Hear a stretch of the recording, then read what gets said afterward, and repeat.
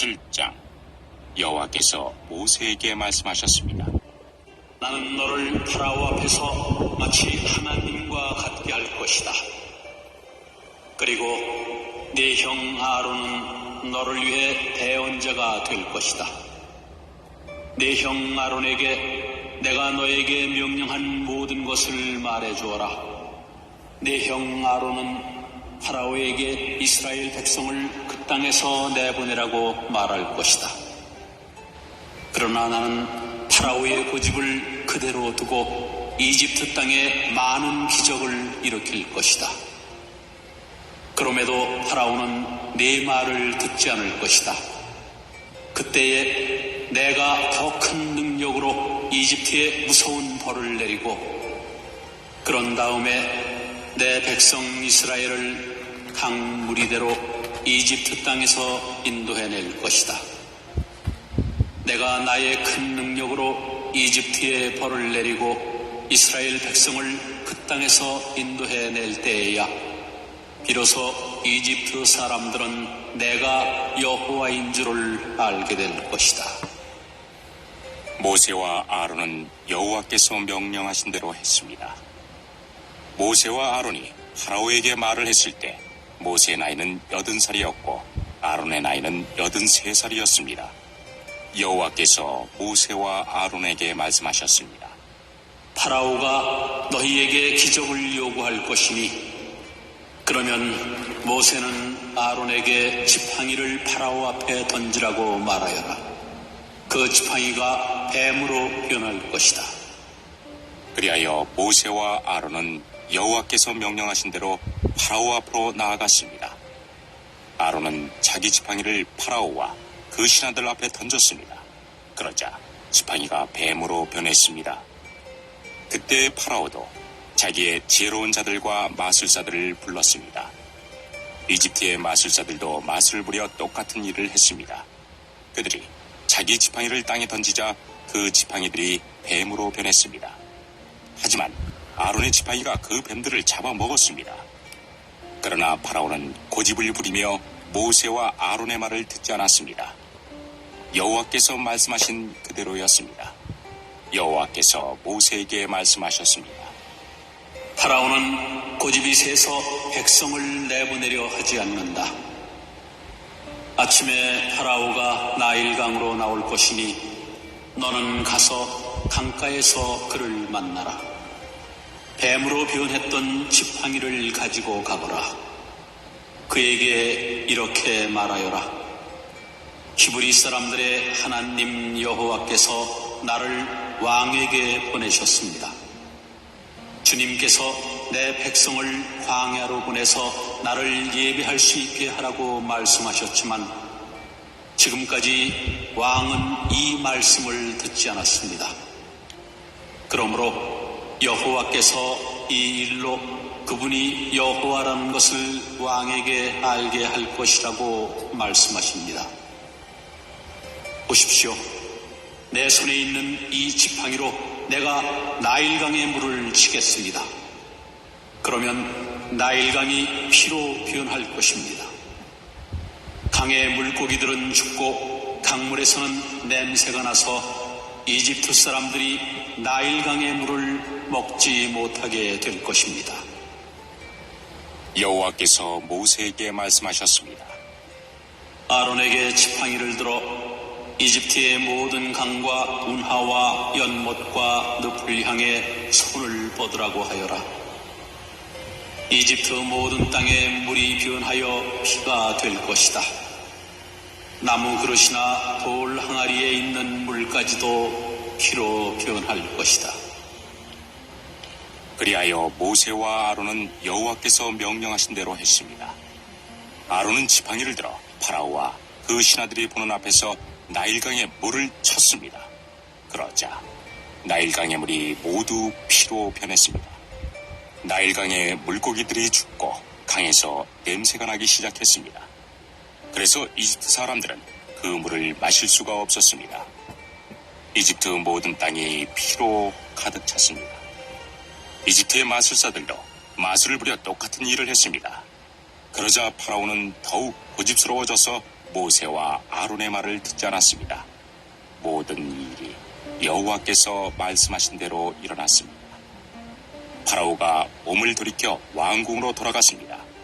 그는 모세와 아론이 한 일을 무시해버렸습니다. 이집트 사람들은 나일강의 물을 마실 수가 없었습니다. 그래서 모든 이집트 사람들은 마실 물을 얻기 위해 나일 강가에 우물을 팠습니다. 여호와께서 나일강의 물을 피로 변하게 하신 지 7일이 지났습니다. 24장. 어찌하여 전능자께서 심판의 날을 정하지 않으셨을까? 그분을 아는 자들이 어찌 그날을 헛되이 기다리는가? 어떤 사람들은 땅을 훔치려고 땅의 경계표를 옮기고 남의 양떼를 억지로 빼앗으며 고아들의 나귀를 잡아가고 가난한 과부가 빚진 것을 갚을 때까지 소를 잡아두며 가난한 자를 길에서 밀쳐버리니 그 가난한 자들은 숨기에 바쁘구나. 그들은 들나귀처럼 먹을 것을 찾아 헤매며 자녀에게 먹일 음식을 광야에서 찾고 있네. 가난한 자들이 남의 밭에서 곡식을 줍고 악인의 포도원에서 떨어진 것을 주우며 입고 덮을 것이 없어 밤새도록 추위에 떠는구나. 산에서 쏟아져 내리는 소나기에 흠뻑 젖으며 바위 밑으로 피하는구나. 또 악한 자들이 과부의 자식을 그 어머니의 품에서 빼앗고 가난한 자의 자식을 빚 때문에 담보물로 잡는구나. 가난한 자들은 옷이 없어 벗은 몸으로 다니고 굶주린 배를 쥐고 이삭을 나른다. 성 안에서 기름을 짜지만 가난한 자들은 맛보지 못하며 포도주 틀을 밟지만 목이 마르는구나. 성에서 사람들이 신음하고 병자가 부르짖지만 하나님은 그들의 신음에 대답하지 않으시는구나. 또 어떤 이들은 빛을 거스려 행하는구나. 그 길을 알지도 못하고 그 길에 머물지도 않는구나. 살인자가 이른 새벽에 일어나서 가난한 자를 죽이고 저녁에는 도둑 노릇을 하며 간통자는 해가 지기만을 기다리고 아무도 날 보지 않아 하며 자기 얼굴을 가리는구나.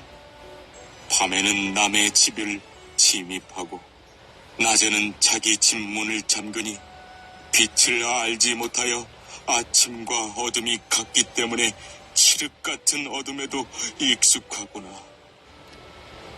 그렇지만 이런 자들은 물 위의 거품처럼 세상에서 사라지고 자기들 땅에서 저주를 받아서 아무도 자신들의 포도원에 들어갈 수 없네. 가뭄과 더위가 눈을 녹이듯 죽음이 죄인들을 삼켜버릴 것이네. 아무도 그런 자를 기억하지 못하고 구더기가 그를 파먹게 될 것이네. 악인을 누가 기억이나 하겠나? 그런 자는 나무같이 꺾이고 말지. 그런 악인들은 자식이 없는 여인을 괴롭히고 과부도 불쌍히 여길 줄 모른다네. 그렇지만 하나님은 이런 포악자도 끌어내리시고 그들이 아무리 높은 위치에 있다 해도 그 생명을 보장하지 않으시지. 하나님께서 잠시 저들에게 평안을 허락하시고 도우시는 것처럼 보인다네. 그러나 저들의 길을 주목해 보시지. 저들이 잠시 높아진 것 같으나 금방 사라지니 저들은 낮아져서 곡식 이삭처럼 잘린다네. 그렇지 않은가? 내 말이 거짓말인가?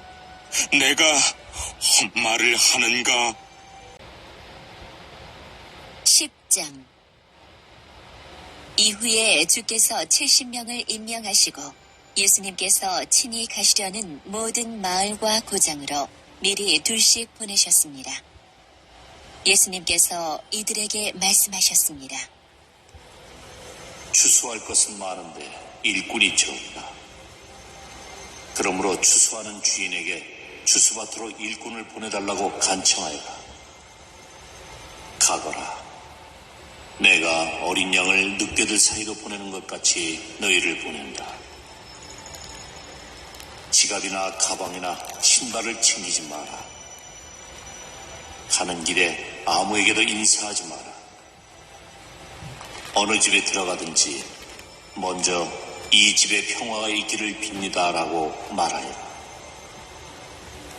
만일 평화의 사람이 있으면 네 평화가 그에게 머무를 것이요, 그렇지 않으면 그 평화가 네게로 돌아올 것이다. 그 집에 머물러라. 거기서 네게 주는 것을 먹고 마셔라. 일꾼은 자기 품삯을 받을 자격이 있다. 이 집 저 집으로 옮겨 다니지 마라. 어떤 마을에 들어가든지 너희를 환영하면 네 앞에 차려진 것을 먹어라. 그곳의 환자들을 고쳐주고 그들에게 하나님 나라가 너희에게 가까이 왔다고 말하여라. 그러나 어느 마을에 들어가든지 그들이 너희를 맞이하지 않으면 그 마을의 거리로 나와서 이렇게 말하여라. 우리 발에 묻은 너희 마을의 먼지를 털고 간다. 하나님 나라가 가까이 왔다는 것을 명심하여라. 내가 너희에게 말한다. 심판의 날에 소돔이 그 마을보다 더 견디기 쉬울 것이다. 고라시나 네게 화가 미칠 것이다. 벳세다야, 네게 화가 미칠 것이다. 만일 너희에게서 행했던 기적을 두로와 시돈에서 행했더라면 그들은 베옷을 입고 죄를 뒤집어 쓰고 오래전에 회개하였을 것이다. 심판 때에 두로와 시돈이 너희보다 더 견디기 쉬울 것이다. 너 가버나움아, 네가 하늘까지 높아지겠느냐? 오히려 지옥까지 떨어질 것이다. 너희의 말을 듣는 사람은 내 말을 듣는 사람이다. 너희를 배척하는 사람은 나를 배척하는 것이다. 또한 나를 배척하는 것은 나를 보내신 분을 배척하는 것이다. 70명의 제자들이 기뻐하며 돌아와 말했습니다.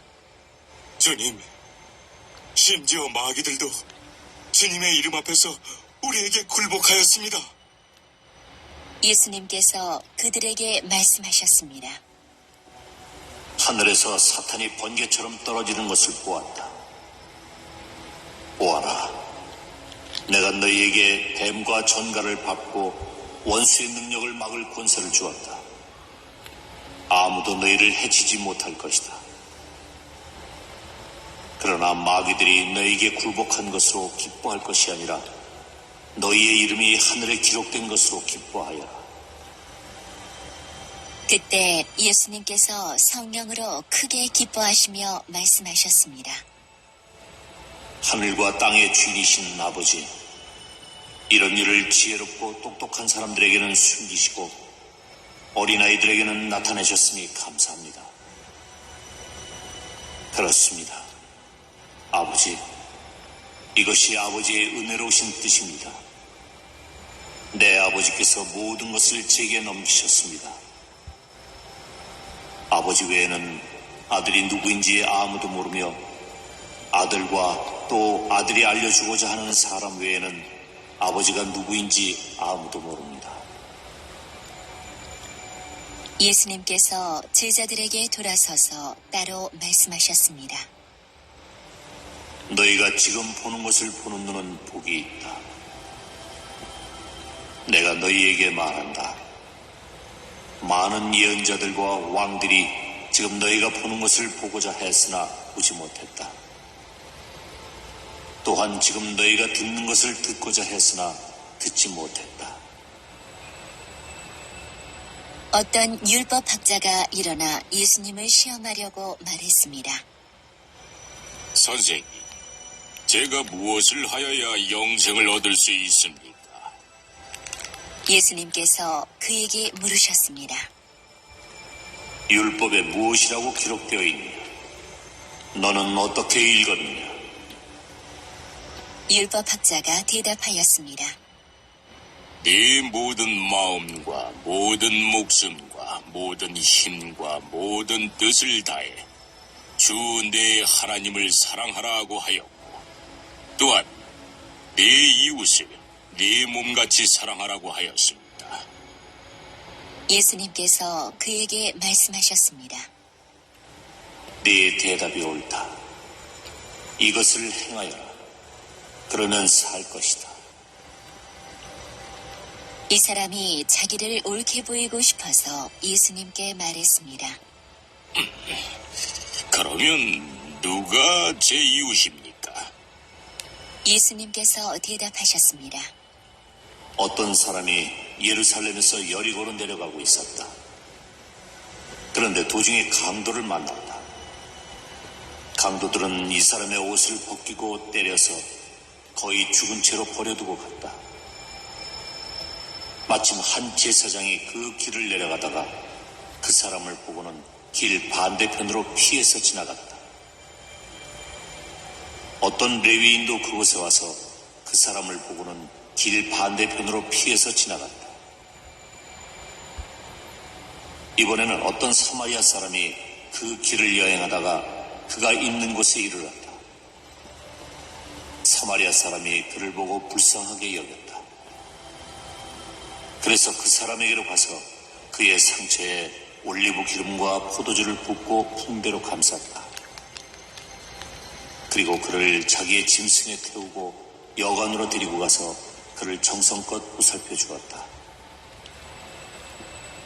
다음 날 그는 은화 2개를 여관 주인에게 주면서 말했다. 이 사람을 잘 보살펴 주세요. 만일 돈이 더 들면 내가 돌아올 때 갚겠습니다. 너는 이 세 사람들 중에 누가 강도 만난 자의 이웃이라고 생각하느냐? 율법학자가 대답했습니다. 그에게 자비를 베풀어 준 사람입니다. 그러자 예수님께서 그에게 말씀하셨습니다. 가서 똑같이 하여라. 예수님과 제자들이 여행을 하다가 어떤 마을로 들어갔습니다. 마르다라는 여인이 예수님을 자기 집에 모셔 드렸습니다. 마르다에게는 마리아라는 여동생이 있었습니다. 마리아는 예수님의 발치에 앉아서 말씀을 듣고 있었습니다. 마르다는 여러 가지 접대하는 일로 분주하였습니다. 그러다가 예수님께 다가가서 말했습니다. 주님, 저 혼자 이 모든 접대를 하는데 제 동생이 저를 거두지 않는 것을 아무렇지도 않게 생각하십니까? 저를 도우라고 말씀해 주십시오. 그러나 주께서 마르다에게 말씀하셨습니다. 마르다야, 마르다야. 너는 너무 많은 일 때문에 걱정하며 안절부절 못하는구나. 그러나 필요한 일은 오직 한 가지뿐이다. 마리아는 그 좋은 쪽을 선택했으니 빼앗기지 않을 것이다. 11장. 내가 그리스도의 본을 따른 것처럼 여러분도 나의 본을 따르십시오. 여러분이 모든 일에 나를 기억하고 있고 내가 여러분에게 전하여 준 것을 붙들고 있으므로 여러분을 칭찬합니다. 그러나 여러분이 깨달았으면 하는 것이 하나 있습니다. 그것은 모든 남자의 머리는 그리스도며 여자의 머리는 남자이며 그리스도의 머리는 하나님이시라는 사실입니다. 남자가 머리에 무엇을 쓰고 기도를 하거나 예언을 하면 그것은 자기의 머리가 되시는 그리스도를 욕되게 하는 것입니다. 그러나 여자가 머리에 무엇을 쓰지 않고 기도를 하거나 예언을 하면 그것은 자기의 머리를 욕되게 하는 것입니다. 그것은 삭발한 것이나 다름이 없습니다. 여자가 머리에 무엇을 쓰지 않으려면 머리를 밀어버리십시오. 머리를 밀어내는 것이 여자에게 부끄러운 것이라면 무엇으로든 머리를 가리기 바랍니다. 남자는 하나님의 형상과 영광이므로 머리를 가려서는 안 됩니다. 그러나 여자는 남자의 영광입니다. 그것은 남자가 여자로부터 생겨난 것이 아니라 여자가 남자로부터 생겨났기 때문입니다. 또한 남자가 여자를 위해 창조된 것이 아니라 여자가 남자를 위해 창조되었습니다. 그러므로 천사들 때문에 여자는 권위의 표를 그 머리 위에 지녀야 합니다.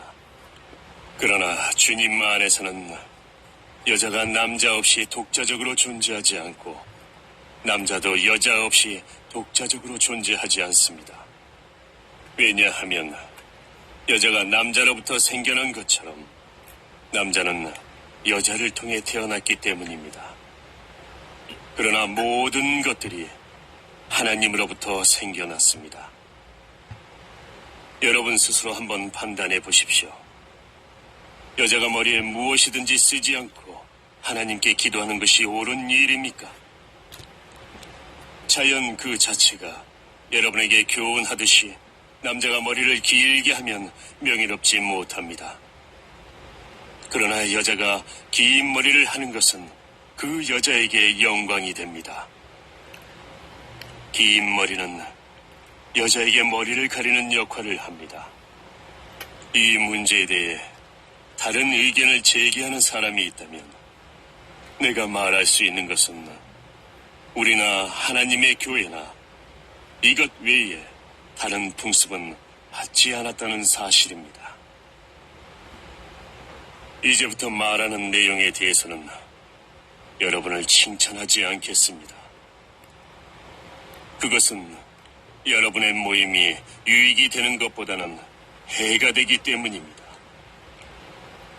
첫째로, 내가 듣기로는 여러분이 교회에서 모일 때 파벌이 생긴다고 하는데 나는 그것이 어느 정도는 사실이라고 믿습니다. 여러분 중에서 누가 하나님께 인정받는 사람인지 분명하게 드러나게 하기 위해서는 다른 점도 있어야 할 것입니다. 그러니 여러분이 한자리에 모여 나누는 식사는 성만찬을 나누는 것이 아닙니다. 먹을 때 각자가 자기 것을 먼저 갖다 먹어버리기 때문에 어떤 사람은 굶주리고 어떤 사람은 술에 취합니다. 여러분에게 먹고 마실 집이 없습니까? 여러분이 하나님의 교회를 멸시하고 가난한 사람들에게 굴욕감을 주려는 것입니까? 내가 더 이상 무슨 말을 하겠습니까? 이런 행동에 대해 잘했다고 칭찬할까요? 이번 일에 대해서는 절대로 칭찬할 수가 없습니다. 내가 여러분에게 전해준 것은 주님께 받은 것입니다.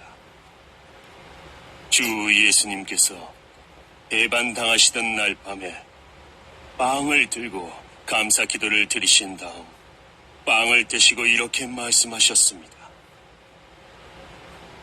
이것은 너희를 위한 내 몸이다. 나를 기억하면서 이것을 행하여라. 똑같은 방법으로 식사 후에 잔을 들고 말씀하셨습니다. 이 잔은 내 피로 세우는 새 언약이다. 이 잔을 마실 때마다 나를 기억하면서 이것을 행하여라. 여러분은 이 빵을 먹고 잔을 마실 때마다 주님이 오실 때까지 주님의 죽으심을 전하십시오. 그러므로 누구든지 합당하지 않은 태도로 빵을 먹거나 주님의 잔을 마시는 사람은 주님의 몸과 피를 범하는 죄를 짓는 것입니다. 각 사람은 자신을 점검한 후에 빵을 먹고 잔을 마셔야 합니다. 주님의 몸이라는 인식이 없이 먹거나 마시는 사람은 자기에게 내릴 하나님의 심판을 먹고 마시는 것입니다. 이런 이유로 여러분 중에는 약한 사람이나 아픈 사람이 많이 있고 죽은 사람들도 적지 않습니다. 우리가 자신을 분별하였더라면 심판을 받지 않았을 것입니다. 그러나 우리가 지금 주님에게서 심판을 받는 것은 세상과 함께 심판을 받지 않기 위해서입니다.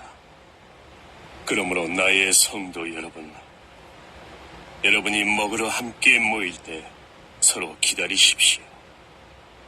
배고픈 사람이 있으면 집에서 식사를 하도록 하십시오. 그래서 여러분이 모이는 것이 심판받는 모임이 되지 않기를 바랍니다. 이외의 다른 문제들은 내가 여러분에게 가서 알려드리겠습니다.